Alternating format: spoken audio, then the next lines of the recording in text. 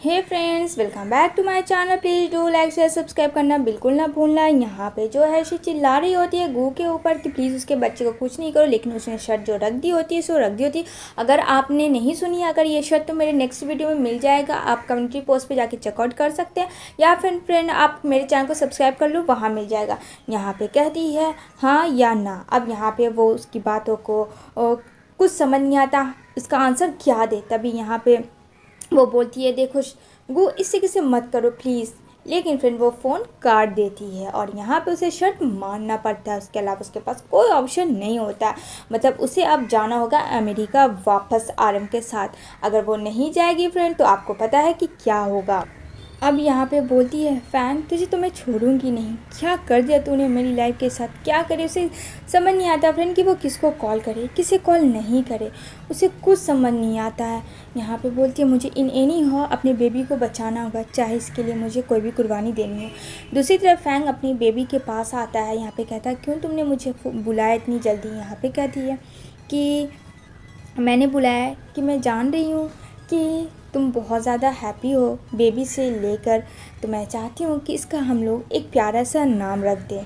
क्यों, सही कह रही हूँ ना।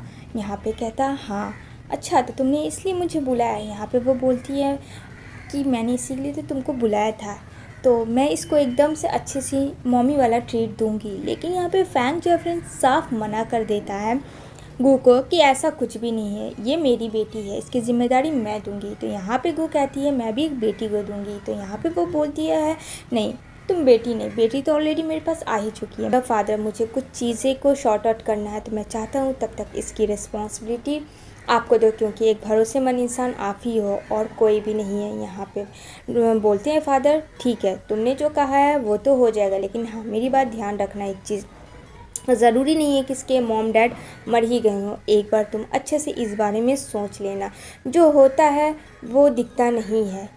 मेरी बात तुम समझ रहे हो ना। यहाँ पे फैंग को भी थोड़ा सा खटकता है फ्रेंड, कहीं फादर सही तो नहीं कह रहे हैं, इसके पीछे कोई वजह हो, शायद इस बच्चे के पीछे कोई रीज़न हो, तो उसे पता करना होगा।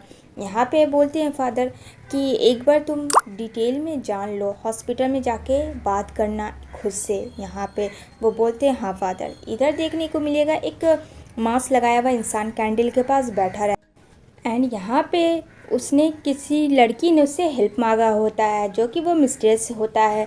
अब यहाँ पे आती है शी ने मैसेज किया होता है हेल्प के लिए, तो वो इंसान हेल्प करने के लिए तैयार होता है। लेकिन यहाँ पे फ्रेंड हेल्प तो कोई आजकल ऐसे नहीं करता, आपको तो पता है हेल्प के बदले बहुत कुछ चुकाना पड़ता है। यहाँ पे वो बोलती है कि क्या वो तुम ही हो। कहता हाँ क्या हेल्प चाहिए। यहाँ पे कहती है मुझे मेरी बेटी चाहिए जो कि खो चुकी है, और मेरे पास इतने पैसे भी नहीं हैं जो मैं अपने मॉम का इलाज करवाऊँ। तो मेरे पास दो चीज़ है, एक तो मुझे अपनी मॉम का इलाज के लिए बहुत सारे पैसे चाहिए, एंड दूसरी कि मेरी बेटी मुझसे पास आए, ना कि वो किसी और के पास जाए। यहाँ पे वो बोलता है लेकिन मैं हेल्प करूँगा तो ज़रूर, लेकिन तुम्हें पता है उसकी कुछ कंडीशन होगी। यहाँ पे कहते हैं आई कैन डू एवरीथिंग, जो भी तुम बोलोगे मैं वो चीज़ करने के लिए तैयार हूँ बिना सोचे समझे। यहाँ तक कि फैंग ये भी कहता है देखो इतना जल्दबाजी ना करो, कुछ चीज़ें जल्दबाजी में अच्छी नहीं होती है, लेकिन जल्दबाजी करना सही बात है भी नहीं। आप लोग भी फ्रेंड अपने रियल लाइफ में कभी भी इस तरीके के इसमें मत आना,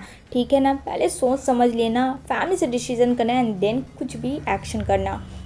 यहाँ पे शी बोलती है नहीं मैं सोच ली हूँ, मेरे पास कोई भी कंडीशन आप रख दो मैं उस चीज़ के लिए रेडी हूँ, क्योंकि मुझे फ़िलहाल बहुत नीड है इन दो चीज़ की। और यहाँ पे वो बहुत ज़्यादा शेकिंग भी कर रही होती, क्योंकि फ्रेंड उसे भी पता था कि एक मिस्ट्रेस पर्सन हेल्प तो कोई ऐसे करेगा नहीं, कुछ भी कर सकता है, उसके बदले कुछ भी करवा सकता है। यहाँ पे वो बोलती है कि ये बोलो क्या चाहते हो।